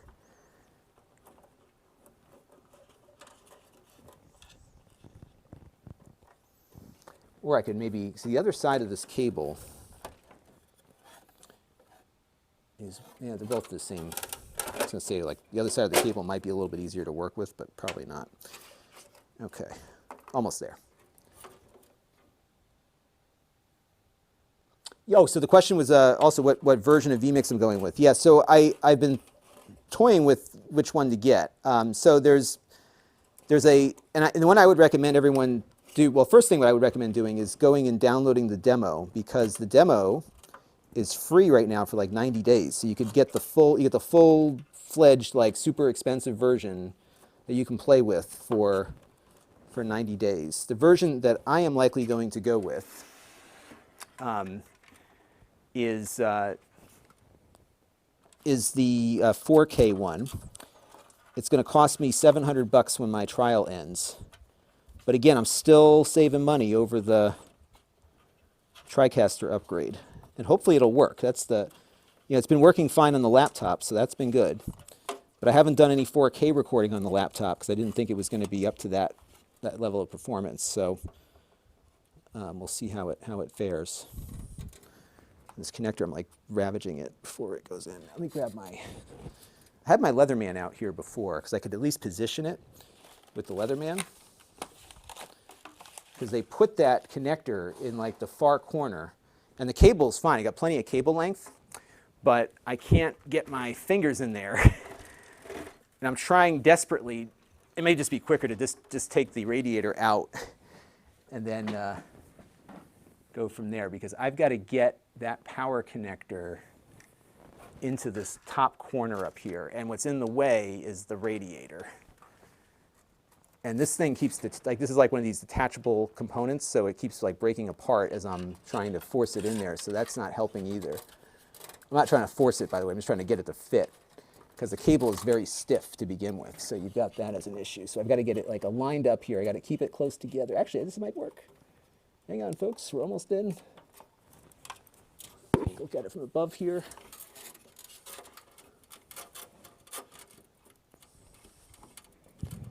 There we go, I can see it now. Aha, got it. Okay, power is connected. Okay, so now we've got the CPU connected. We have the GPU connected. I think all the power that we need to run, no, not yet, because we do have this SATA power connector we need for the heat pump. So I've got to get that in there, and then I think we'll be ready to lock that up. So let's find that SATA power cable thing. I am getting hungry too. Is it dinner time yet? Oh, it's only 4:25. Okay.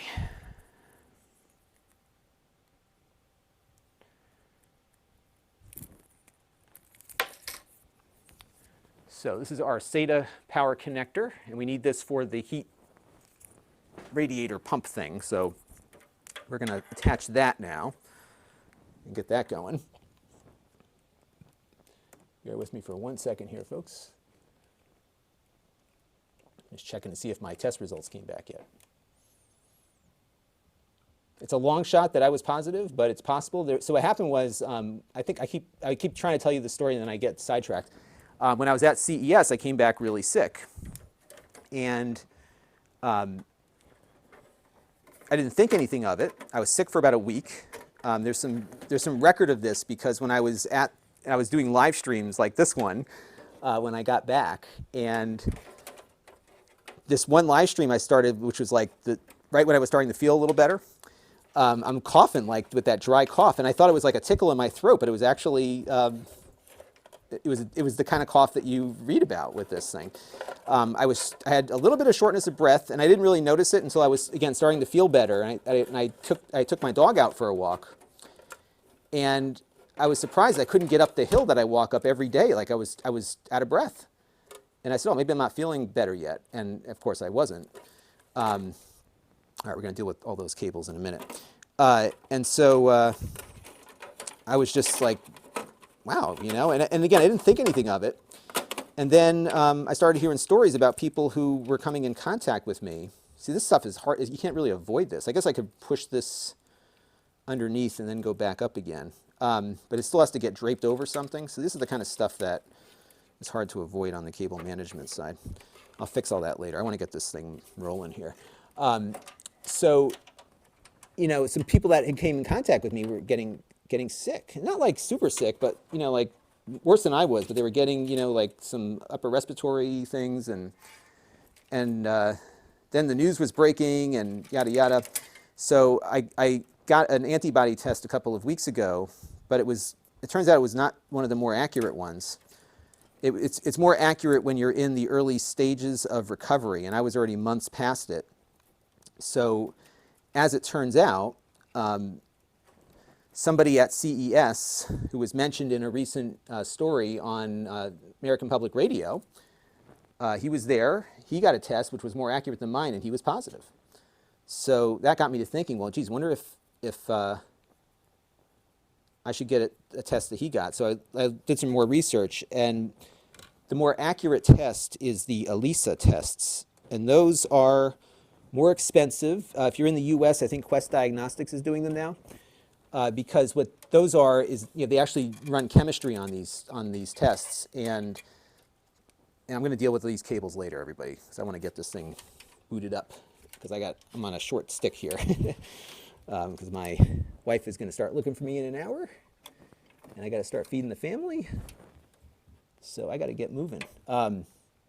So where was I going with this? So in any event, I did the test that I took. Turns out was 60-something% of the antibody that I would have this late. So you have an IgG antibody, which comes up pretty much like when you're getting better. And then that one fades, and then this longer-term antibody called IgM is first, and then there's IgG. And the IgG antibody is the one that you have for much longer.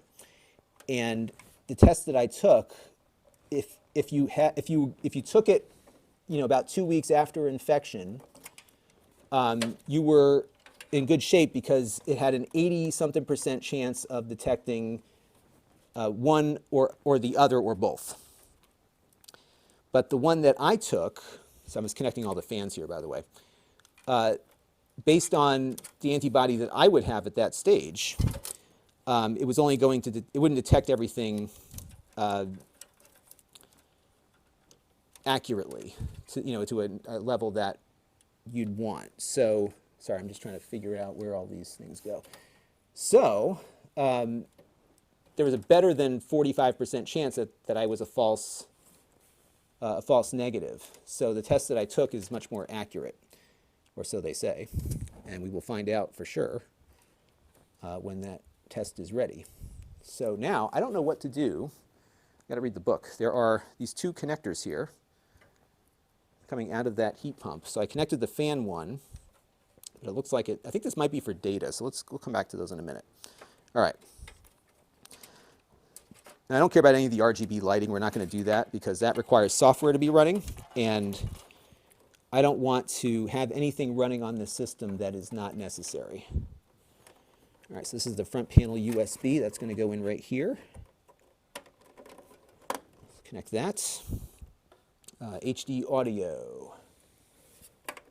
So TPM, external fan.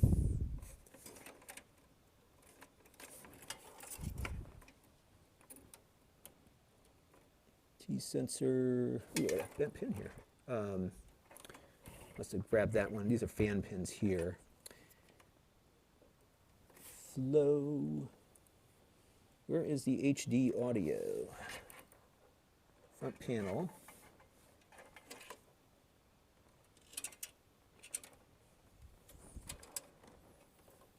There's a USB. So this must be the USB one. They very helpfully knock out the pins here so you know what you're looking at. So these both are USB here. So we're going to load that one up right over here.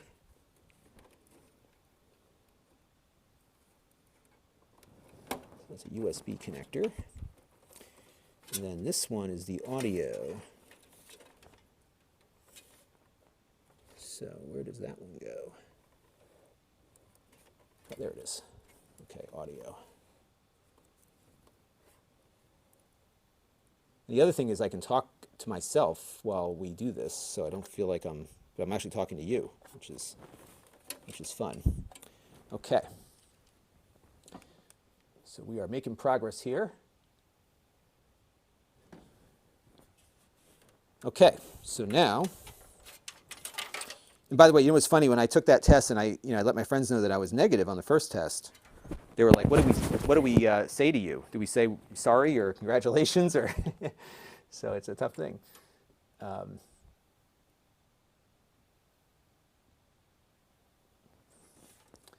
right.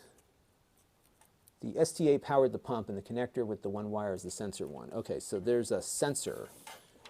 So let's see. So here's what I've got. Let me zoom in on these two things here, so you can see. I'm sure the instructions will probably tell you what they are, but these are what those things look like. And I'm not sure where those go, because they are male connectors. So it needs a female thing to connect to. I can check the instructions and just see what they say. So we'll do that real quick.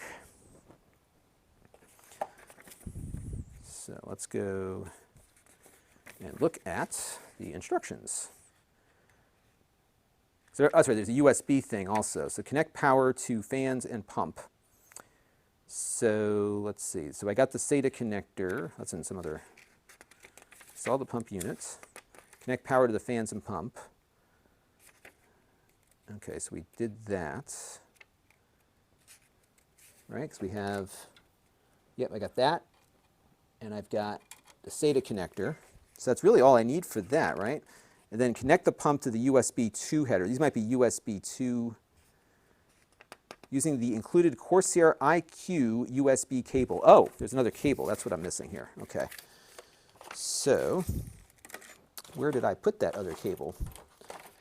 It's got lost in the shuffle here as I was unboxing everything. And I'm not sure I need that cable really, because we're not going to be, I don't intend on installing the Corsair software. I mean, I know it's probably good to have it in there. But again, I'm really reluctant to have software running in the background that's going to interrupt the production workflow. And so if it's not going to break anything by not having those things connected, I'd prefer not to. Because we need, there's another cable that I clearly did not connect properly here, or that I lost in the course of unboxing everything. Let me check the box over there.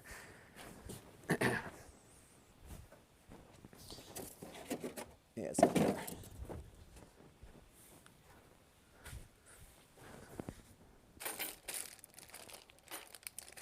So this I know what this does. This is for the motherboard, but I can't seem to figure out where I put that thing. Well, I'm going to leave it to the hive mind. And if I do need that, let me know. But I'm going to keep plugging away here. So the next thing I want to do is I want to get, oh wait, what's this? This is, these are also, gosh, there's so many freaking things that I got to figure out what they do. Because there's also these RGBs. These are all like USB cables. So there's a RGB component to this case as well, which again, I'm not doing. So I'm assuming we don't need those USB connectors, but if we do, let me know and we'll figure out where I put that cable. This though is a fan connector, which is required. So let's find a fan header for that.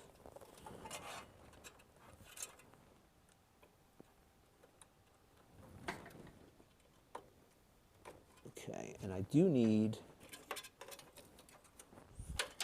to make sure that these two fans are hooked up. Those are the big fans in the front.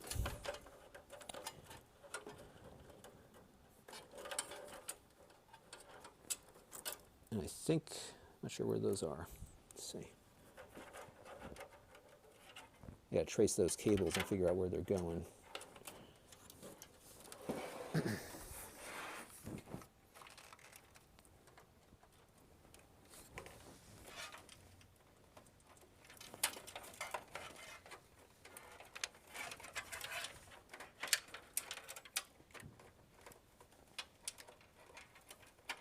Okay, so this is one of those fans. Okay, so they must be on, okay, they are connected. So that's, okay, that's what that is for. Okay, so these are connected there. Okay, so we're good. All right, and those USB connectors are for the power. So I'm just going to move those out of the way for now. The next thing we're going to do is we're going to take out that little dongle thingy, because that is what, ooh, lots of these little wire ties, because that is what we're going to connect to the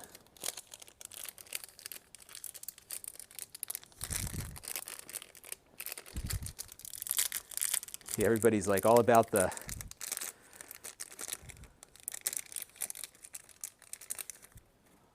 RGB. In fact, and my lighting on this channel is horrible, but if I had better lighting, it would mess up my lighting too. So, oh, this is really handy. So power LED plus. I'll zoom in, I'll show you what I'm doing here. So we have power LED minus. That's for the light on the front of the case to tell you that it's on. That one I'm okay with. We then have a power switch. And one of these is ground and one is not. So I'm going to assume that this is the right direction. And then the other side of this is the hard drive LED and the reset. So we'll put the reset in here and the hard drive LED. Okay. And then this goes, it's USB there. Let's see, where does this one go?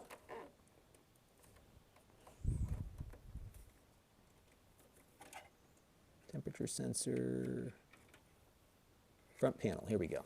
And it goes right in here.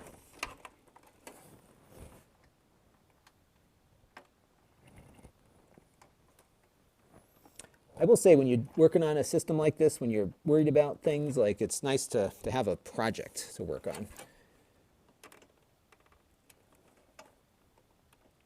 So it is sometimes therapeutic, because there's a process, there is a flow to. Why isn't that going in though? Of course, it works better when things actually go in where they're supposed to go. It's kind of like doing a puzzle or something, right? You got to put all these different pieces together. Some people work on cars, but it does take a while to get this stuff put together. And for some reason, that's not fitting in there. Let me zoom back out so you can see what I'm. But these little things in the past were the bane of my existence, so I'm glad they give you these little headers there to get them plugged in.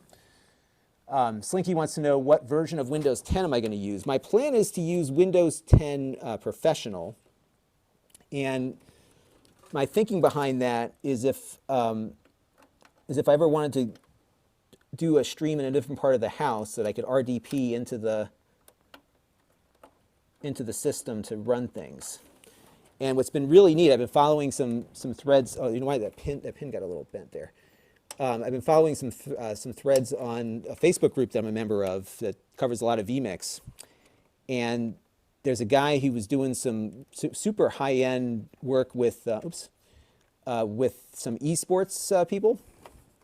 And it was really cool, because they're running a Vmix server on Amazon S3, which I thought was incredible. So what they do is they RDP, into the server over the internet, and the server is actually running in the cloud, which I thought was incredible. Okay, we're in there. My father's calling me. I'll have to call him back. Okay. All right.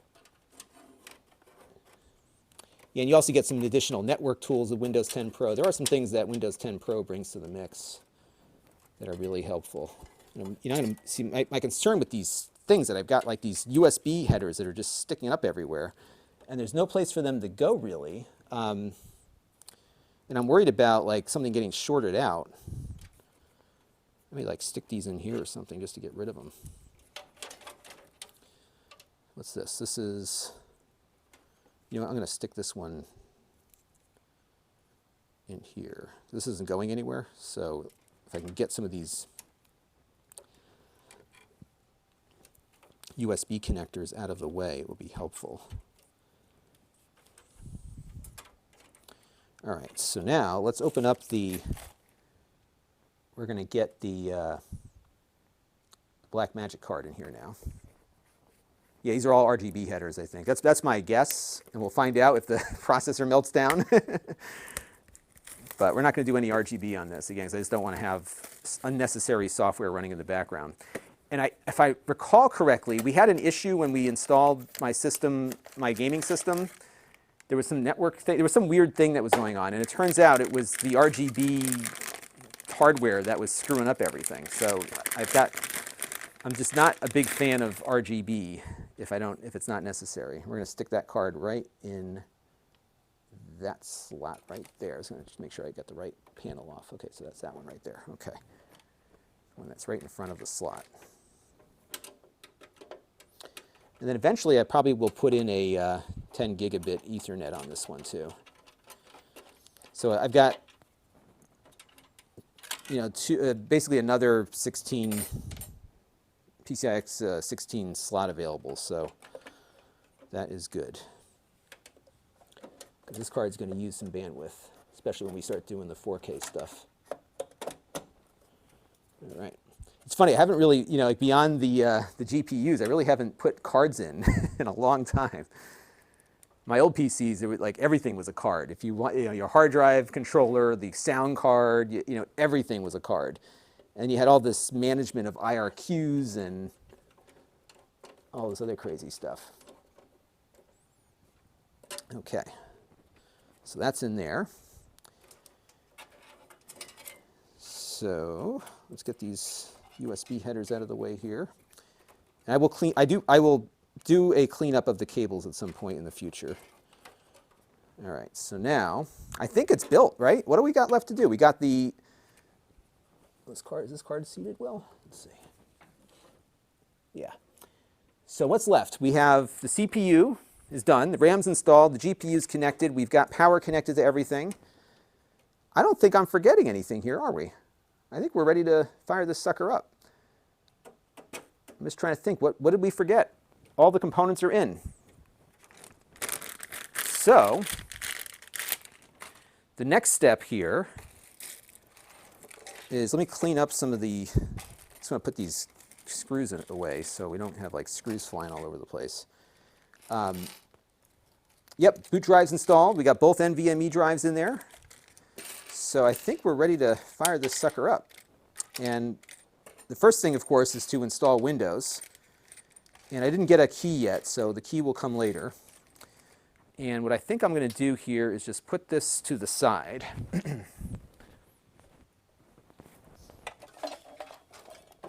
So let's move this out of the way here. My workspace is an absolute disaster right now, so bear with me. Oops. It's actually always a disaster, but it's like, usually like I make it less disastrous and then I mess it up again. So I have not had, oh, wait a second, what's this? Did I not connect this up? What is it? Oh, no, we're good. Okay, that's an extra connector. Okay. All right. And by the way, I don't think you've all seen the front of this case yet. So this is what it looks like from the front. It's pretty cool looking. And then it's got a glass, so this side here, there's a glass piece that goes over it. So you can see all the components inside. So I'm just going to put this down over here because I need to get the a monitor on the desk so we can start messing with it. So let me find a monitor. Where did my little Lenovo one go? That's my good luck monitor. What did I do with it? Let's see, that's the Acer. Well, I'll just use the AOC we reviewed the other day. You know what, though? I want to get my Lenovo monitor. Where did I put? Maybe I lent it to somebody. Did I lend that to my mother-in-law? So I lent a monitor to somebody the other day. Oh, you know what? I think it's still upstairs. That's where that one is. All right, you know, we're going to use this one. So we'll just put this one down here. This is the lower cost AOC that we reviewed recently. So this is a gaming monitor, and it is not that expensive. It supports G-Sync. Oh, you know, that's going to be a whole can of worms. You know what? Let's not do that one because we don't want G-Sync going on this thing. Let's go grab this other one. Ow.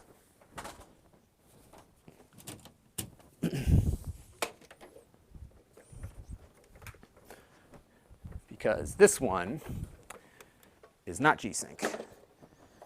G-Sync is good, but not right now, because we are not running a gaming system, and G-Sync is just going to add a layer of complexity that I don't want to deal with at the moment. So we're going to connect the HDMI up here, and we're going to get the system plugged in.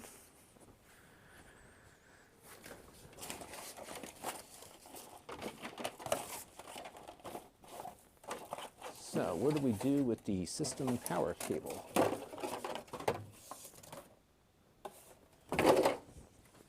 Bear with me for a second, folks, here. I just got to find the power cable for the system. Let's use this one here. And we'll plug that in there, hook that on. Actually, you know what I'm going to do first is get the keyboard and mouse attached also.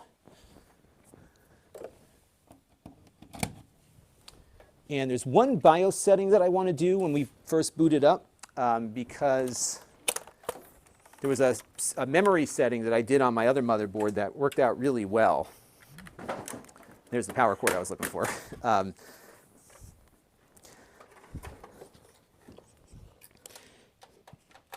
right, so we'll plug that in, plug the mouse in. Wouldn't it be funny if I hit the power button and the whole stream just like shuts down? Because that could happen. We could blow the circuit breaker and something bad could happen. All right, so let's plug the mouse in. And it looks pretty good on the floor here.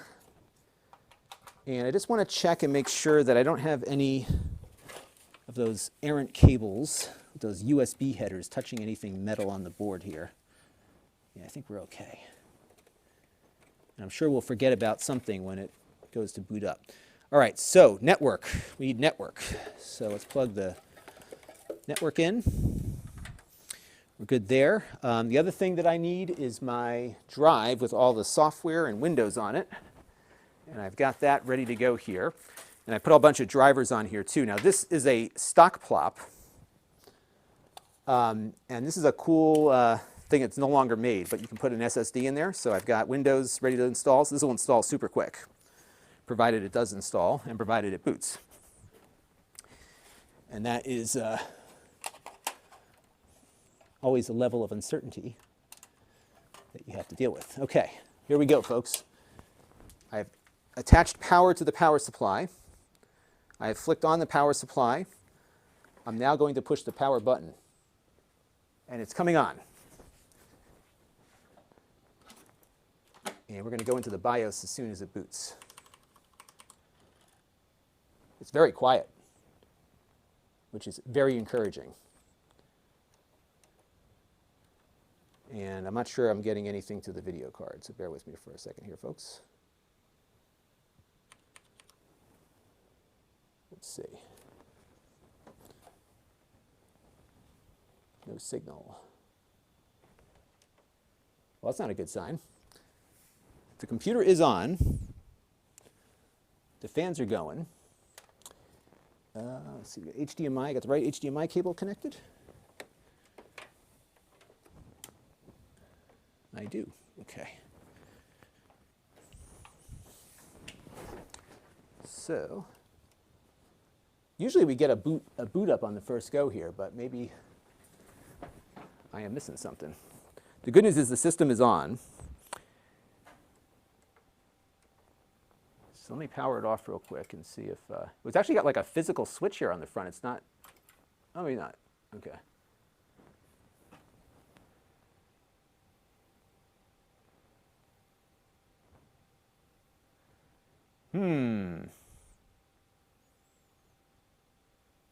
Yeah, the input's the one thing I'm thinking it might be. I think it's like one of these auto input monitors. So let's see what's going on here. My mother's calling me now. Everybody's looking for me.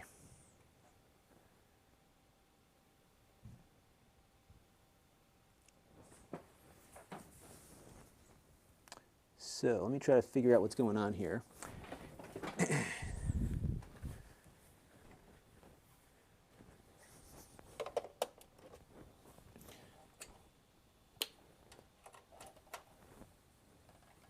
It's interesting, that card has, oh, you know what?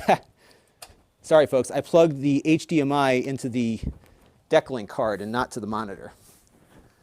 So that was why. So let's see what happens now.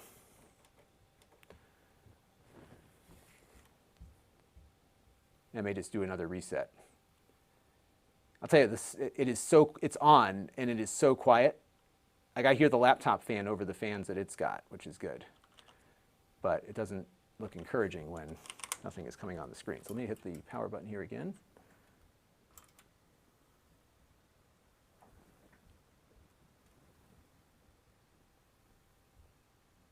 There we go. Perfect. All right. We are in business, folks. This monitor has a CPU fan error. So we might need to connect that USB header after all. So we'll need to figure that out.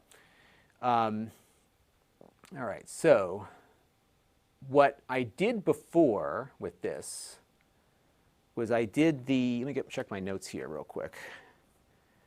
I did a specific, let me just find my note here, the XMP2 settings.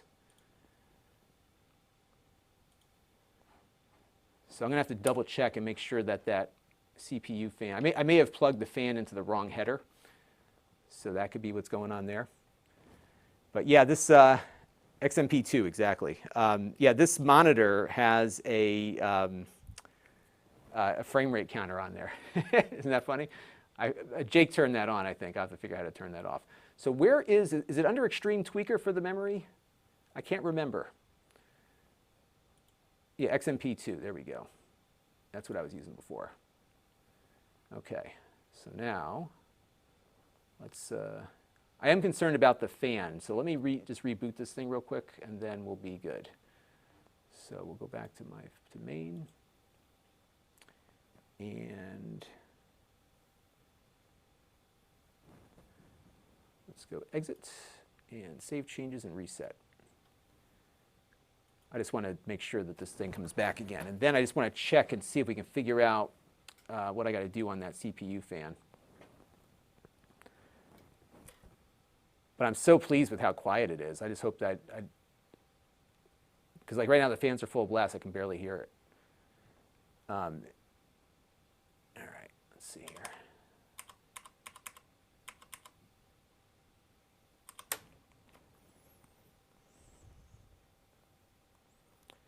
All right, let's take a look.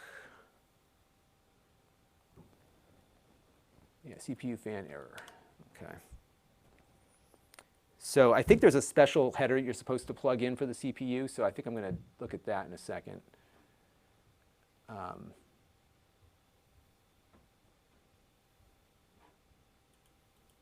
make sure it's detecting the CPU turbo frequency is that. So one thing I might play with is boosting the, you know, the kind of having it run in turbo mode all the time. So we'll have to see. Yeah, the GPU fan will probably make a little bit more noise. All right, so what I need to do real quick is I got to shut it down because we have to figure out that CPU fan issue. And I think it's just plugging the fan into the right header. So that's probably the mistake that I made here. So I'm just going to go poke my, hi, or hello, hello. I'm just going to poke my head in here real quick.